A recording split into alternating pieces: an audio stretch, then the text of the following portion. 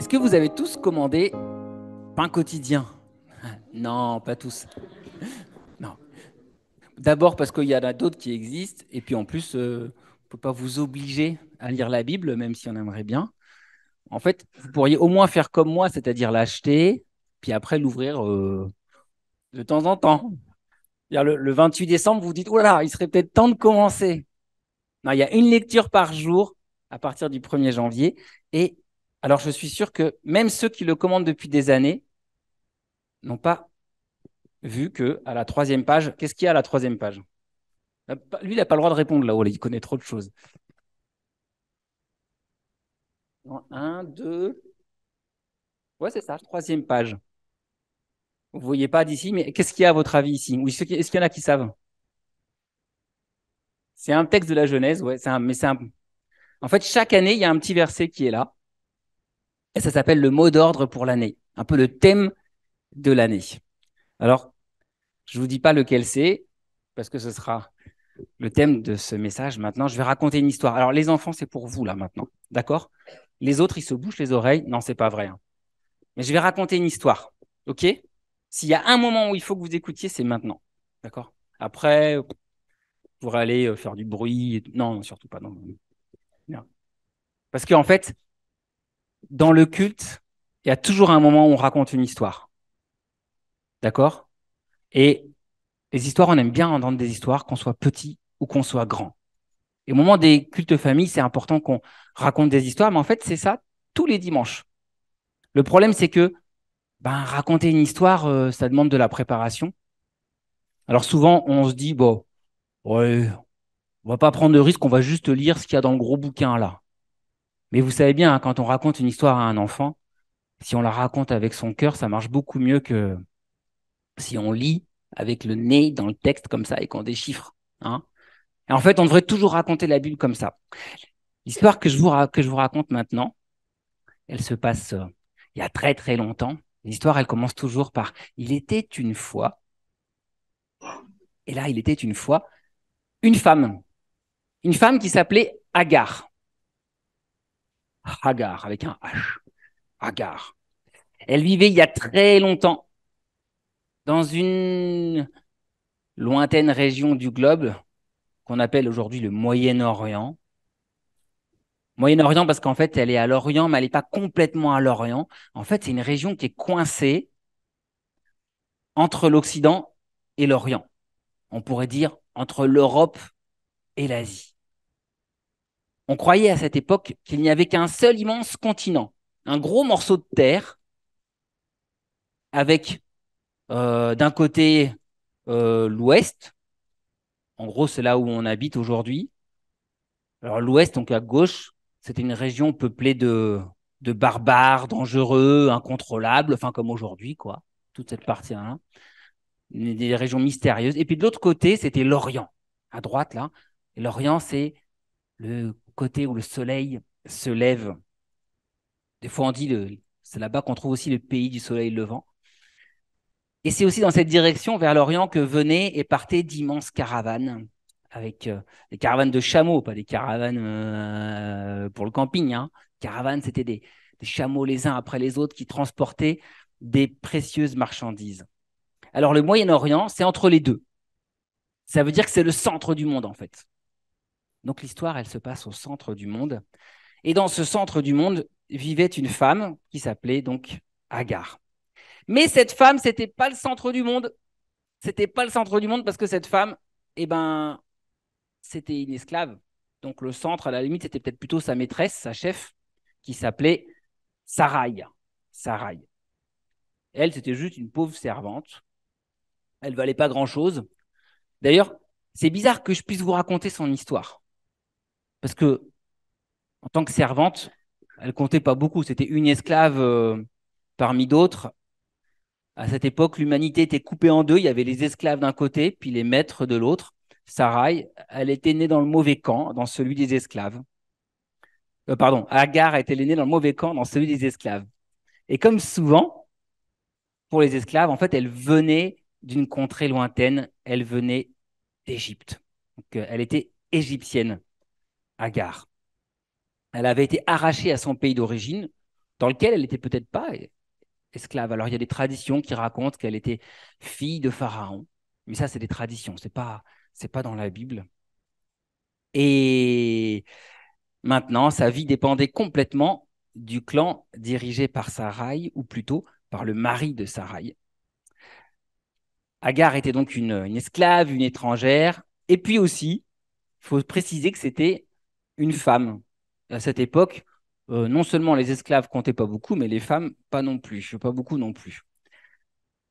Dans la grande histoire et même dans les petites histoires qu'on racontait, il n'y avait pas beaucoup de place pour les femmes. D'ailleurs, dans le livre qui est là, euh, on raconte pas tellement d'histoires de femmes. Donc l'histoire de Agar, elle s'est glissée dans ce livre.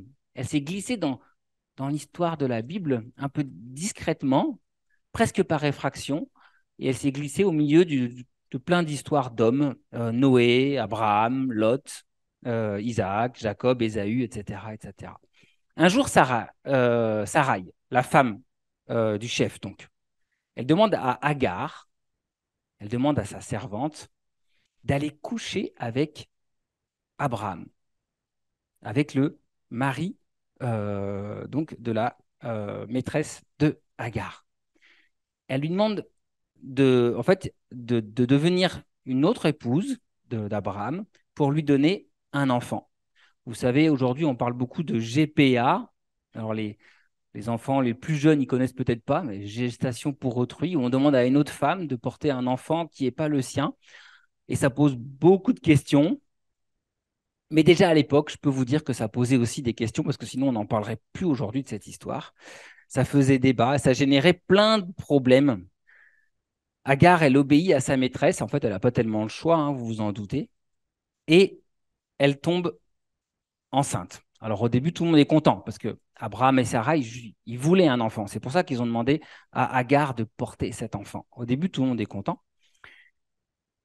Abraham et Sarai allaient enfin avoir un enfant et peut-être même un fils. Mais très vite, Sarai constate qu'elle s'est rendue ainsi dépendante de son esclave. Cette grossesse donne à l'esclave un statut nouveau. Elle devient le centre de l'attention. Son ventre devient le centre du monde, en tout cas du clan d'Abraham. Et bah, ça génère de la jalousie chez Sarai. Pourquoi est-ce qu'elle-même ne peut pas avoir d'enfant? Pourquoi doit-elle tout d'un coup se retrouver à dépendre de son esclave? Ça devrait être l'inverse. Ça devrait être l'esclave qui dépend complètement de son maître, de sa maîtresse. Mais là, tout d'un coup, Sarah, elle se rend compte que le centre s'est déplacé et qu'elle-même devient dépendante de cette femme qui ne comptait pas jusqu'à là. Alors, Sarai devient tellement désagréable avec Agar, parce qu'elle ne la supporte plus, que celle-ci est obligée de s'enfuir. Elle s'enfuit dans le désert parce qu'elle n'en peut plus. Elle ne supporte plus les brimades, les humiliations. Sa vie est devenue un enfer, alors elle s'enfuit. Même si dans le désert, vous vous en doutez, elle n'a aucune chance de survie. Entre la faim, la soif, les brigands et surtout les bêtes sauvages, c'est sûr, elle ne pourra pas vivre longtemps.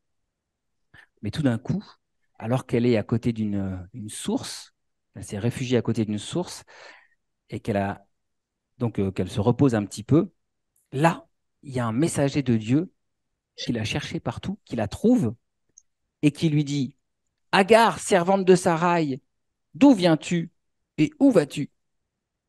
Agar répond: Je me suis enfui pour échapper à Sarai, ma maîtresse.